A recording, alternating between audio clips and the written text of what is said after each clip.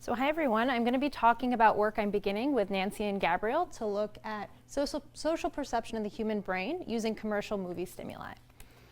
So commercial movies provide a really rich stimulus set for studying all sorts of questions about social perception.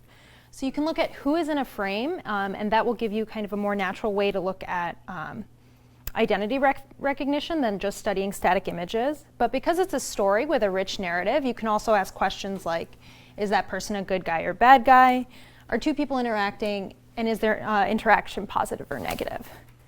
So for example, here's a clip from one of the movies that patients saw from Home Alone 2. This is the main character, Kevin, a good guy. And you have all sorts of examples of his face with great variation.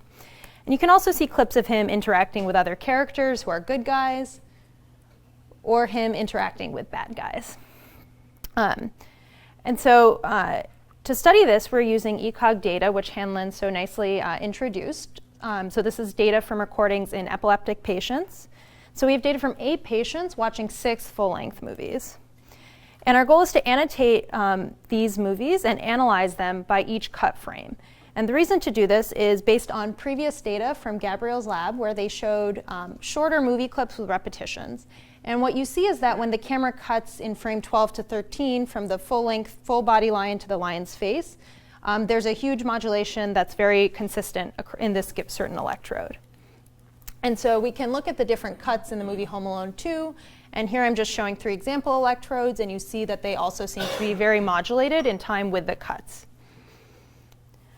So to start to answer more of these specific questions, we're annotating the movies. So we have this annotation system where our annotator can look at each cut frame of the movie. We show them the different characters, and they can label a list of attributes for each character. So for now, the attributes we're labeling are which person's face is in the frame and from what view do you see it, whether or not their body's in the frame, if you can hear their voice.